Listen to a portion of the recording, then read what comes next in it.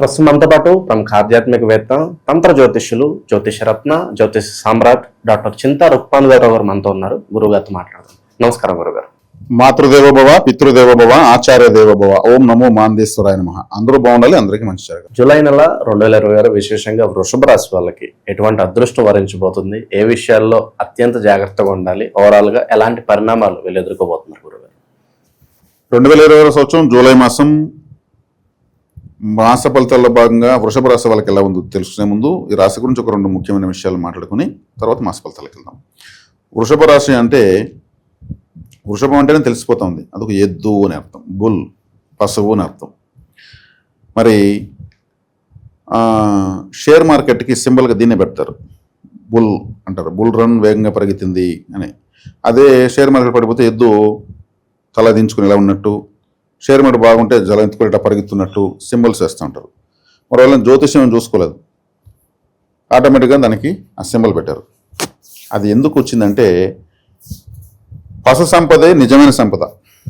ప్రాచీన కాలం ఎన్ని ఎక్కువ పశువులు ఉంటే వాళ్ళు అంత సంపన్నులని అర్థం, గర్వంగా ఫీల్ అయ్యేవాళ్ళు. మాకు 1000 ఆవులు ఉన్నాయి, మాకు 10,000 ఆవులు ఉన్నాయి అని. పశువులు ప్రపంచాన్ని తిండి పెడుతున్నాయి, ఈ రోజు కూడా తిండి పెడుతున్నాయి. అందుకే అవి లేకపోతే డబ్బు రాదని అర్థం. అందుకే పశువులను పూజిస్తే గోమాతను లక్ష్మీదేవి అని డబ్బు వస్తుంది. లక్ష్మీదేవి ఉంది, ముక్కోటి దేవతున్నాను. పట్టుదల ఎక్కువ ఈ రాశి వాళ్ళకు, ఎక్కువ పట్టుదల. చిన్న విషయం కూడా కరెక్ట్గా జరగాలంటారు.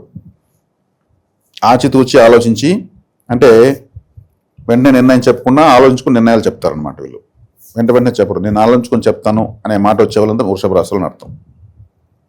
వెంటనే చెప్పే వాళ్ళంతా ఎవరు ఉంటారు? మిథున రాశి వాళ్ళు ఉంటారు. వాళ్ళు జాలీ కదా, కానీ ఎంత మనం అనుకుంది విన్నదంతా నిజం అనుకుంటారు. ఆలోచించుకొని చెప్తాననే వాళ్ళు వృషభ రాశి వాళ్ళు. అంటే నెమరు, ఆవు తన మేతను మళ్ళీ గొంతులో నోట్లో తెచ్చుకుని నెమరు వేసి మళ్ళీ తింటుంది. అట్లా వీళ్ళు వెళ్ళి చెప్పినంత ఆలోచించి నెమరు వేస్తారు మొత్తం. ఓకే, లాభం ఏంటి, నష్టం ఏంటి అనేది, నాకేంటి లాభం అని ఆలోచించేటువంటి ఏకైక రాశి వృషభ రాశి. కాబట్టి ఫౌండేషన్ బాగుంటుంది. ఈ రాశిలో పుట్టిన, లగ్నంలో పుట్టిన ఎట్టో ఒకటి లైఫ్ని నిలబెట్టుకుంటారు. సాధ్యమైనంత వరకు ప్రేమ వివాహాలు జరుగుతాయి ఈ రాశిలో పుట్టిన వాళ్ళకు. సాధ్యమైనంత వరకు ప్రేమ వివాహాలు జరుగుతాయి. మరి ఈ రాశి అధిపతి శుక్రుడు మీన రాశిలో కానీ ఉంటే ఖచ్చితంగా 2 వివాహాలు జరుగుతాయి, దాంట్లో డౌటే లేదు.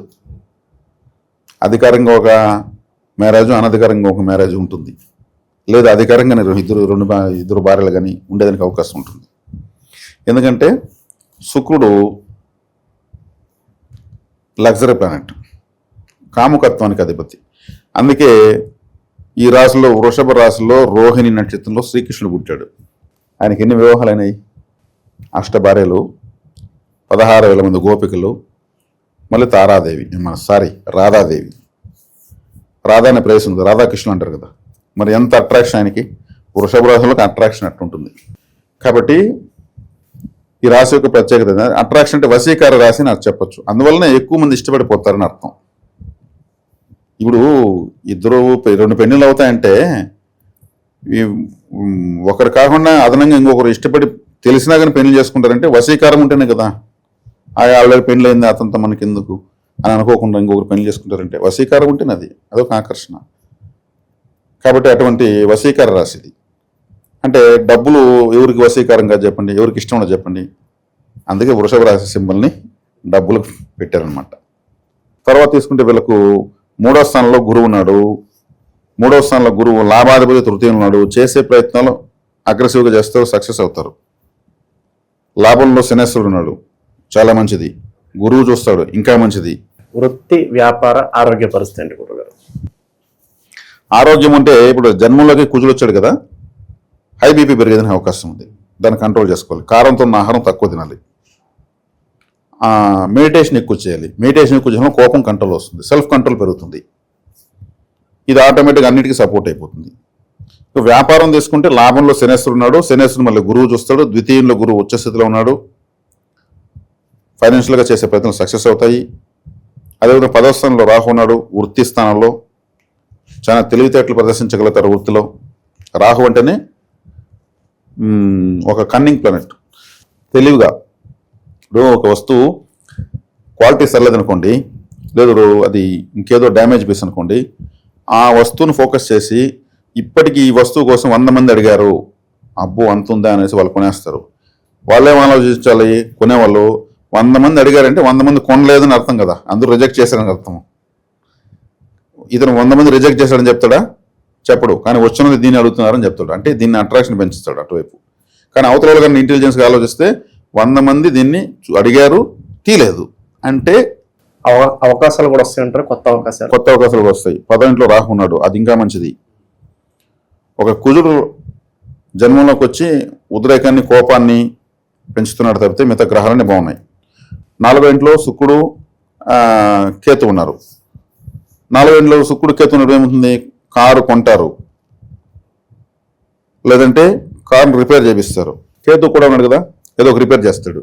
కొత్త కారు కొన్నాడు అనుకోండి, ఏదో ఒకటి ఈ ఆవేశం, కుజుడు కదా ఆవేశంగా తోలుతారు బండి, ఏదో ఒకటి తగిలి ఇన్సూరెన్స్ పోవాల్సి వస్తుంది. అదే పాతకుంటే మేలు. ఇక్కడ సెకండ్ హ్యాండ్ కారు కండిషన్ అనేది కొనుక్కోవడం బెటర్. వాహన యోగము, భూయోగము, గృహయోగము, ఆస్తి యోగము ఉంది. ఇప్పుడు భూకారు కూడా రాష్ట్రాధిపతులు రాశిలోకి వచ్చాడు కాబట్టి గ్రహాలన్నీ కూడా పొజిషన్లో ఉన్నాయని అర్థం. కాకపోతే కాస్త ఆవేశం ఉంటుంది, దీన్ని కంట్రోల్ చేసుకోవాలి. సుబ్రహ్మణ్య ఆరాధన చేయాలి. కారు కొంటే కంపల్సరీ వినాయకుడి దగ్గరే పూజ చేసి మళ్ళీ స్టార్ట్ చేయాలి. ఎందుకంటే 4వ ఇంట్లో కారు అనే ప్లేస్లో కేతు ఉన్నాడు. విఘ్నేశ్వర ఆడ ముందు ఆలయంలో పూజ చేసి నైవేద్యాలు ఫుల్గా సమర్పించి ఎక్కువ మంది పంచాలి. కారు కొన్నాము ప్రసాదం, కారు కొన్నాము స్వీట్స్, కారు కొన్నాము స్నాక్స్, ఫుల్గా పంచాలి. వినాయకుడికి ఫుల్గా పెట్టాలి, పంచాలి. ఆ తర్వాత కారు స్టార్ట్ చేసుకోవాలి. అది గుడ్డుగా ఎత్తుకునేస్తే ఏదో ఒకటి తగులుతుంది. ఇట్లా తీసుకుంటే కారకత్వాలు పశు సంపదే నిజమైనటువంటి సంపద అని. పశువులు పొలాన్ని దున్నితేనే మనకు తిండి వస్తుంది, మనకై మిగిలిందని అమ్ముకుంటే డబ్బులు వస్తుంది. తిండి, డబ్బు అన్నీ ఉంటాయి. ఆహారము ఇంట్లో నిల్వలేసుకుంటారు పాతకాలంలో ఫుల్గా. కరువు వచ్చినా కానీ తినేదని ధాన్యం ఉంటుంది. అది వృషభ రాశి ప్రభావం. కాబట్టి ఇది ఈ రాశి యొక్క ప్రత్యేకత. ఇక జూలై మాసానికి వస్తే రాశిలోనే కుజుడు ఉన్నాడు. ఉద్రేకం ఎక్కువ ఉంటుంది, కోపం ఎక్కువ ఉంటుంది, దూకుడు ఎక్కువ ఉంటుంది. ఎవరితో మాడితే కొడదామని అంత కోపం వస్తూ ఉంటుంది వీళ్ళకు. కుజుడు అంటే ఫైటింగ్ మాస్టర్. కుజుడు లగ్నంలో ఉండే వాళ్ళకి గొడవలు ఖచ్చితంగా చేస్తూ ఉంటారు. కుజుడు లగ్నంలో పుట్టిన వాళ్ళు కంపల్సరీ గొడవలు వేసే తీరుతారు. డిమాండ్ ఉంది, దీనికి డిమాండ్ లేదు. లేదు కాబట్టి 100 మంది రిజెక్ట్ చేస్తారు. 101 వల్ల మనం అంటే ఆలోచించడం. అంటే రాహువే ఇట్లాంటి లాజిక్స్ చేసేది, ఇట్లాంటి మెసేజ్ చేసేది రాహువే. 100 మంది అడిగారన్నా అది సేల్ కాకుండానే ఉందని ఆలోచించగలిగితే అది డమ్మీ పీస్ అని అర్థం. లేదండి ఇది అయిపోయింది, చివరి పీస్ ఇది కూడా వేరే వాళ్ళు అడ్వాన్స్ ఇచ్చేసారు, మీకు లేదు అంటే అది ఒరిజినల్ అనమాట. అంటే వ్యాపారంలో ఇటువంటి మాటల మాయాజలం రాహు చేపిస్తాడు. కానీ 10వ ఇంట్లో రాహు ఉండేవాళ్ళు ఏదో ఒక మ్యాజిక్ చేస్తుంటారు. వాళ్ళ లైఫ్ అంటే ఒక లాజిక్ మ్యాజిక్ అనుకుంటూ ఉంటారు. కాబట్టి బాగుంది, పొజిషన్స్ అంతా బాగున్నాయి. కుజుని కంట్రోల్ చేసుకోవడానికి కేతుని కంట్రోల్ చేసి నేను పరిహారాలు చెప్పాను. శనికావేశం ఎక్కువగా వస్తుంది. శనికావేశం ఎక్కువ వస్తుంది. కుజుడు లగ్నంలో ఉండి వాళ్ళకు ఒక ప్లేయర్ అని, ఒక క్రికెట్ ప్లేయర్ అని అనుకుందాం. వాడు వచ్చే బాల్ని దాన్ని ఒక శత్రువులాగా భావించి కొడతాడు. లేదా అవతల ప్లేయర్ ఏదైనా మాడితే వీడు ముందు వీడే గొడవకపోతాడు. ఏం కథ అంటాడు. టీంని, మేనేజ్మెంట్ని, బోర్డుని అంతా మర్చిపోతాడు, గొడవకు పోతూ ఉంటాడు అనమాట. అంటే బాల్ పైన కూడా అట్లా దూకుతూ ఉంటాడు. క్రీడల్లో రాణించాలంటే కుజుడే బాగుండాలి. కుజుడు అంటే రక్తం ప్రవాహం బాగుంటేనే పరిగెత్తారు, రక్తం క్లాట్ అయిపోతే పడిపోతారు. ఇప్పుడు కుజుడు ఇప్పుడు వీళ్ళకి రాశిలో ఉన్నాడు. వీళ్ళు ఇప్పుడు ఆవేశంగా ఉంటారు, కారం ఎక్కువ తింటారు, స్పైసీ ఫుడ్ ఎక్కువ తింటారు. ఇవన్నీ కంట్రోల్ చేసుకుంటే చాలు. మనం అంటే చెప్పేస్తున్నాం కదా విషయాలు, చెప్పేస్తే వీళ్ళు అనేసి కంట్రోల్ చేసుకుంటే చాలు. ఒకవేళ స్పైసీ ఫుడ్ తింటే కూడా కొంచెం నీళ్ళు తాగాలి, అది కొంచెం బర్న్ అవ్వదు. ద్వితీయంలో బుధుడు ఉన్నాడు, ఇది ఇంకా మంచిది.